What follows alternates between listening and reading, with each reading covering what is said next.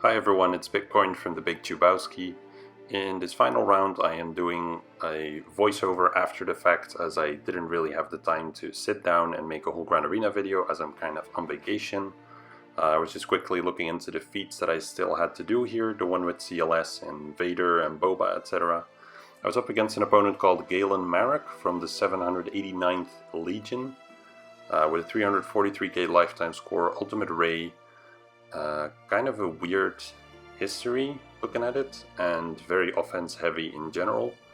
But yeah, he tends to not really care about what his opponents do, so I wanted to put up a good show for him. So in terms of speed, he had his mods all over the place, and that made it pretty tricky to figure out what exactly I wanted to do in some cases, as you'll see in a moment. So looking at the map, he had already attacked, but then again it was under an hour to go as I really didn't have time throughout the day, so he actually only took out one team here. General Skywalker in a mirror match for the predictable 53, and failed on Supreme Leader Kylo Ren, obviously. But then in the top zone he couldn't take out a single team, and we're talking saving like a Relic JKR team for offense and all kinds of other things, and he just couldn't take down anything. So that's probably the worst showing against me I've seen in a long time. Then on defense he had his Ultimate Ray and the Resistance hero Finn here. That's where I made my mistake. He had 353 speed, and that is 383 after Ray lead, and for some reason I remembered that he was 353 after Ray lead. So that actually made him too fast for my Darth Revan counter. Otherwise I could have just saved my Supreme Leader Kylo Ren for offense to take that one out. And up top here, nothing special really, a Padme team, a Resistance team, and a Nuke team. So I decided to get started with the Padme team, as depending on how that one would go I could shift some teams around. And for that Padme team, just quickly checking the speed on that, as it's useful to know. For that one I used my Resistance team. I don't know if I've done it in any other videos yet. Yeah, I did it last time against GAC, and that proved to be a little more tricky, and I need to look into that one. But against the C-3PO variant, it's pretty doable. So what you generally want to do there is you want to control the three main pieces, being offense down on Jedi Knight Anakin, ability block on Padme, which sometimes doesn't land, and then a confuse on GK so that he doesn't taunt when you start attacking. So you put some healing immunity on Jedi Knight Anakin, you swap from Finn to Poe, then Poe here uses his last special, puts those buffs on whoever, can be Rage Jedi Training or BB-8, so that puts down the buff immunity, and then you just nuke them with Resistance Hero Finn. It's really easy, doesn't matter what the relics are. After that you just have to spend a little bit of time to be able to repeat the same cycle.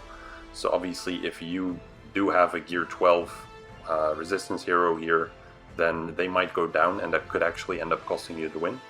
So in that regard, their relics do matter, but most of all yours are really important too. As even against a Gear 12, your Resistance heroes could just simply go down very quickly if you just have them at Gear 12 yourself, due to all of the damage that they do. It's not just courage damage, Ahsoka can hit really hard.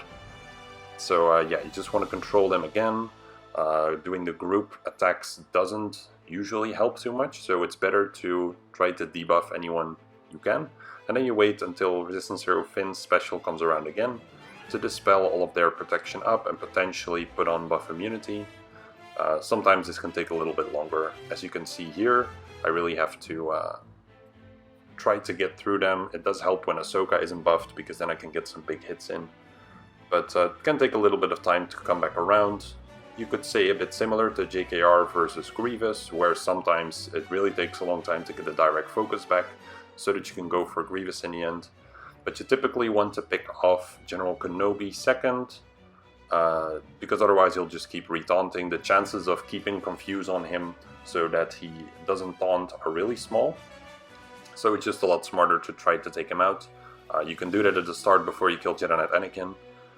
And then once he's got the buff immunity, you can start calling assists, and that's really helpful.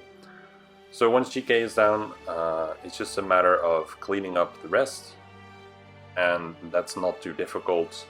Obviously, if you can, you take out Padme. If Ahsoka is the one who doesn't have protection up, then you go for her first. That doesn't really matter. And here I was already looking towards, is there any way for me to recover some protection, to try to get good banners out of this as well? And it turns out that most of them are pretty full, so that's quite nice. I can still swap here towards someone with high turn meter to maybe get something going, but the basics seem to make more sense as it regenerates some protection as well. And that's a 59 against the Padme, which was really easy. So after my first match, I had basically already won the entire round, which is pretty surreal for a finale of a Grand Arena season against a 340k opponent, but he just put so much in defense that he couldn't really do anything himself.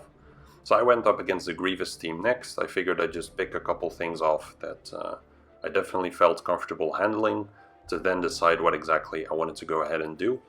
So I used my Bastilla JKR for this one, and really no surprises, I guess. I don't really want to spoil the fight, but you know, it's a pretty simple, straightforward fight with BB-8 in there. The key is always to ensure that you kill BB-8 at a point that works out for you. And I've mentioned this a couple times before, but it is of course important that that point in time is before Illuminated Destiny.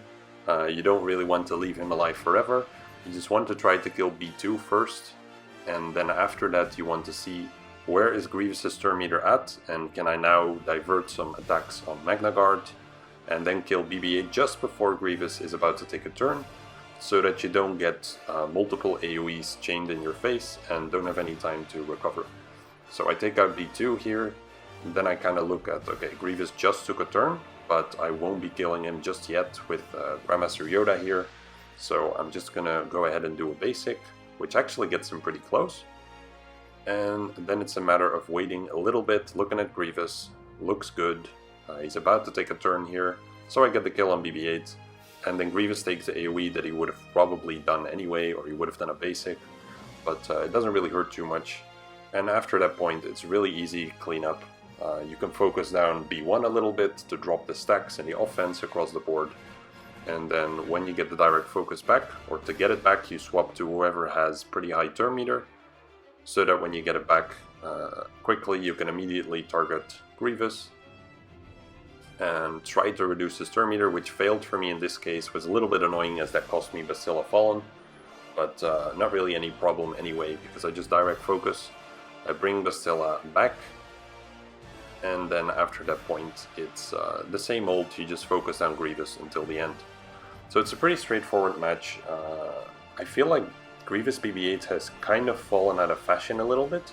I see a lot less people struggling against that variation nowadays than against even Grievous Nude. So people do continue to set it, and I think it kind of nerfs your Rey Jedi training team, but some people, like this opponent, have changed their setup to include resistance characters or to put in the resistance heroes. But even then, I think having BB-8 with Rey Jedi training is really nice.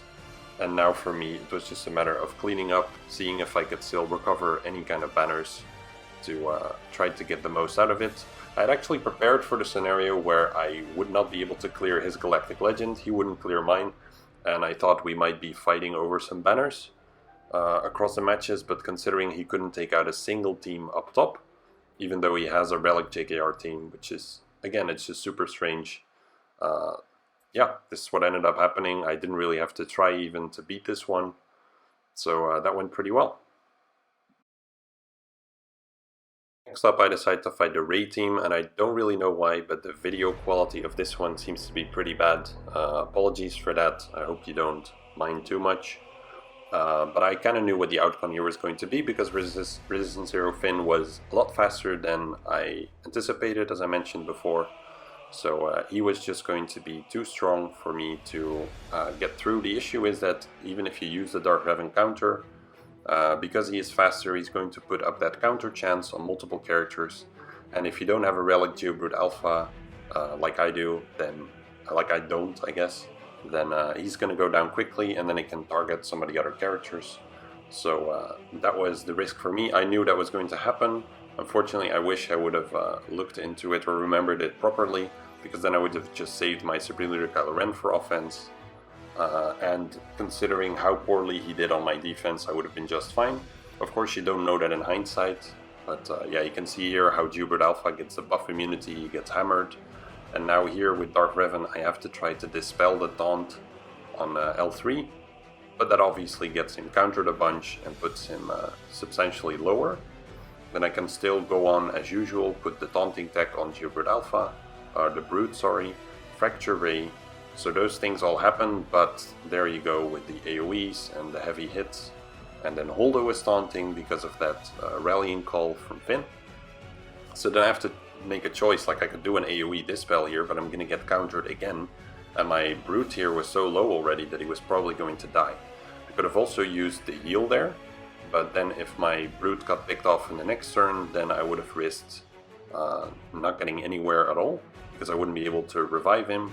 So I had to try to sort of get lucky there, but I knew it wasn't going to work. I just figured I'd give it a shot and see how far I could get, but from the start of this fight I knew it wasn't going to happen.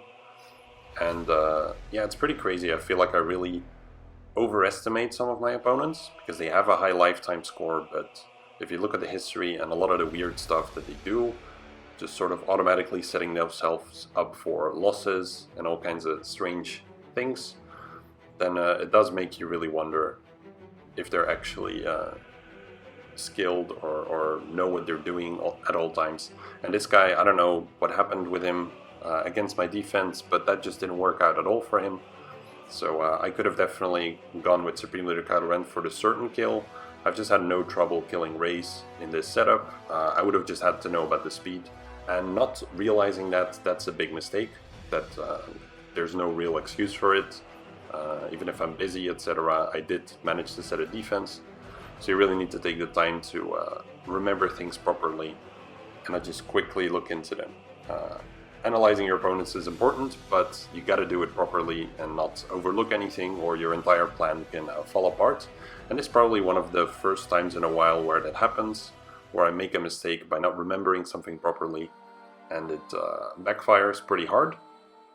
So then, since I know I can't get through that Rey team anymore, I just send in my Padme with Shaq T against his Resistance team to try to get through that as cleanly as possible with Shaq's heal. So pretty simple again, calling Padme to assist to get that initial protection up on everyone is something I really like to do, as it prevents a lot of banner stripping across various characters. And then you can just put up all the extra protection up, in this case, pick off the highest damage dealer being Rey's Scavenger, and then after that Veteran Chewie, as he is the second highest damage dealer. You don't want to kill Rey Jedi Training before Veteran Chewie, as then he will take a pretty hefty bonus turn. So just pick off the damage dealers one by one, use the attacks that can be evaded, like Padme's basic here on someone with Foresight, and that's pretty much it. Everyone down, and a pretty easy 60 banners. So the last ground team to take that out then, and fortunately the quality is a bit better again here, was the noob team. Now I realized that what was going to be the smart choice here was to just send in a team, take it down to one character, and then pretty much let it time out so that I could still bring in my team for the feats and get more banners out of it in total. So I lose like 20 banners from the second attempt, but I gain about 180, I believe, from the two feats that were still there. So that made it more interesting banner-wise to do that, even though it was sort of an intentional fail. So I sent in these guys, which makes it pretty easy. Just focus down Dooku. I mean, I don't really need to explain too much here, because it's not like you'll ever use this team, I suppose. But just sort of the logic behind doing this. Some more people do it. Sometimes they leave like just Zombie and a Night Sister team to then kill it off with a certain team. Or you could leave Zombie and one extra character so that you can keep farming trooper kills on Zombie. If your troopers aren't as strong as they could be, it can be a nice approach. Depends a little bit, of course, on what your opponent set, what relic levels you're at, etc. I didn't really get any proper chance to do this myself, I feel. In hindsight, I could have maybe squeezed it out, but if you attack first, then you don't always know what you can expect of your opponents. And I think there was a round where in hindsight I could have fought the Night Sisters like that, just left like a, I don't know, Acolyte or something, or Thalia, or a Gear 11 Spirit with Zombie. I think there was one round like that. And then I could have troopered for the 12 kills. but yeah, it's also a bit of a thing in hindsight for me, but it's something that might help you in the future.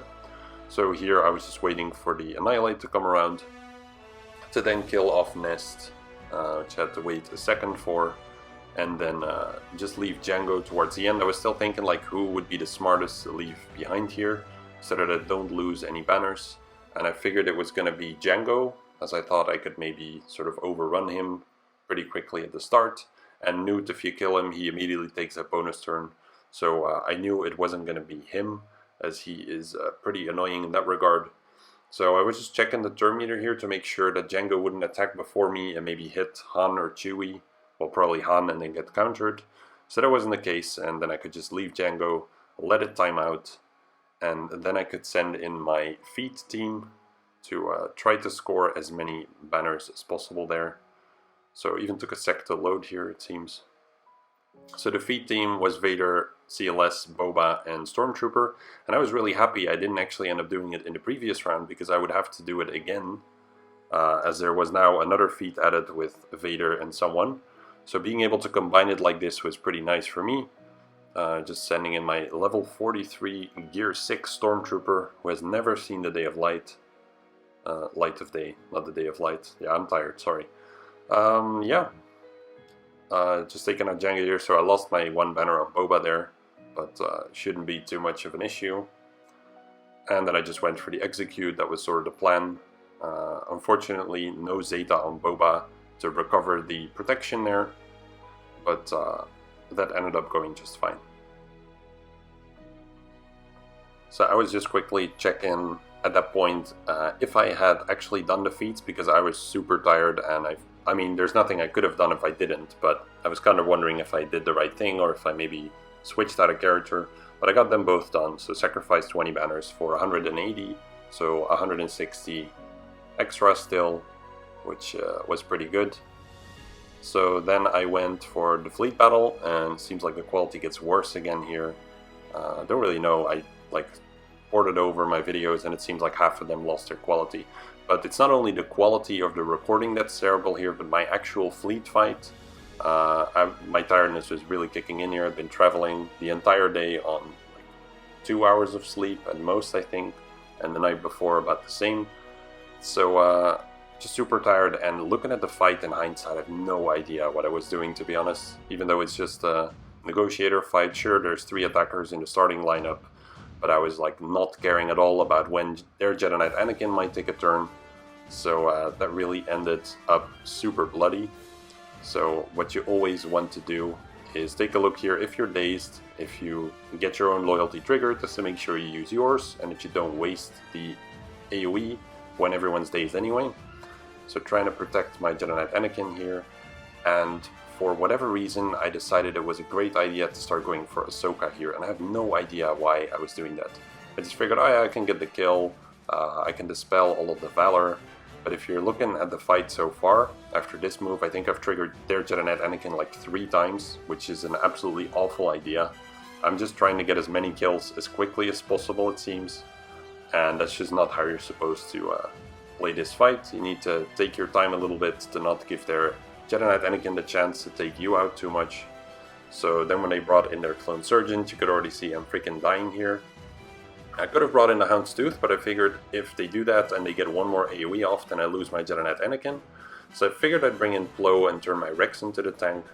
And there was the AoE indeed, so I would have 100% lost my Jedi Knight Anakin. So I did something right, I guess. But then it's their unending loyalty that always kicks in at really annoying times and drags out the fight so long that they start getting more reinforcements in than you. So that put me into a pretty annoying position there. Now, my Jedi Knight Anakin just holding on by a thread here, but of course going down. And then once you've just got your Gear 10 or whatever it is, Plo and Rex on the field, and they have most of their most important ships, then you know it's over. So this is actually my first fleet loss in a long time, and just honestly, like I said, not quite sure why I was playing it the way I was playing. I just wanted to get it over with too quickly, I think, and should have absolutely taken a minute for it and properly thought it through. So pretty atrocious showing, and here I was just trying to get down as many ships as possible still to make the cleanup a little bit easier.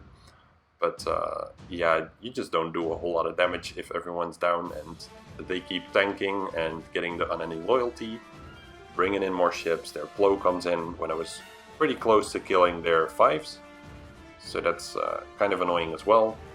Now my AoE didn't really do anything, so since there were no target locks, so that could have been a nice opportunity to get some kills, but it wasn't. So now I thought I'd bring in the Houndstooth, maybe drag out the fight a little bit, try to get an ultimate off and kill that 5s or blow to make it a bit easier. But of course they got theirs off first, a lot sooner than me. And they really had no problems getting through my Houndstooth here. He lost a ton of protection from 5s. His 5s had been here the entire fight and is now ramping up super hard. So 5s has no trouble getting through Houndstooth at this point. And now at least I know what all the reinforcements were, so that was something. Just trying to look at the bright side of this pretty ugly fight. And now just trying to get any kill out there, but of course Ahsoka doesn't crit. I get dazed, and it's 5v3 with Houndstooth down, so yeah, this one was a bit of a disaster, and I definitely want to do a better job at it in the future. So both of these ships go down, and then I have to figure out the cleanup, which, as you can imagine, is probably the Rebel fleet, as that one makes most sense. Just gonna watch my Ahsoka hit their Y-Wing like 6 more times or whatever it is here, which goes absolutely nowhere. She doesn't even crit on a single hit. It's completely insane. This ship is like the bane of my existence. And I was thinking like, oh, do I even want her to live longer? Like, what am I gonna do? This is already painful enough to watch. But I figured I'd do it, you know, for the off chance that I kill something. And there, the capital ship also burned its special, which I was hoping for, but didn't actually think would happen. But it did, so that's good too. Although if they use it at the start, it's not the end of the world. But I figured I'd be able to get a couple quick kills with my Rebel fleet the moment I would be able to start attacking after their initial barrage. So just 3 ships left here with 5s pretty low. I couldn't use my finalizer as my silencer was on defense in this case. So I knew that going into it, but yeah. Also wondering how my opponent would have done with his malevolence against mine, because his was a pretty low start, I believe, across the board. So I don't really know why this guy plays the map the way he does, nor how he gets like as high lifetime as he did so far if he struggles so much to use JKR against either a Night Sister team or a First Order team or a Grievous team, whatever it is that he did. He had way more relics than me. Oh yeah, he also had Darth Revan actually. So his Darth Revan, like he did a General Skywalker mirror match, but then his Darth Revan, like, can you actually imagine that your Darth Revan would fail against a Grievous team or a what else did I have? A Night Sister team or the First Order team? I just don't understand. He must have had a game crash or something. That's also possible. But even then he wouldn't have gotten through. So yeah, here I got the first kill on one of the ships. I lose my very squishy Ghost. Again, not sure why I even put it in the starting lineup. I should have just gone with anything else really. But yeah, I guess I just wanted to get it over with and end my Grand Arena run, as I already wasn't too happy with my stupid mistake of misremembering Finn. So just a matter of cleaning up, getting through the last chips, as I had lost the Ghost, calling in the Phantom anyway, and that helps get it down. Always funny when Rex, or that's Clone Sergeant actually, heals himself and makes it take a little bit longer. Now, a lot of people don't realize that Ebon Hawk's basic feeds turn meter to some ship, so a lot of people just kind of do a special sometimes without realizing what it does, but pretty handy ship right there. In this case I did remove the buffs to speed it up a little bit, and there the final kill of the match. And then I just had a look at where my ranking was at. Now fortunately, as I know now today, they have updated the Grand Arena schedule, so it's not like I won't be making any videos as there is no Grand Arena. Well, I won't need to make any because there is no Grand Arena, which is nice because I wasn't really planning to do this all week. But I just figured I'd put in a quick voiceover of this one to show you how the last round went. It was really ugly, sorry for that. The rest of the season was really neat, but this one was just a bit bad. So let's do a better job next season. I hope your finals went well, and take care everyone.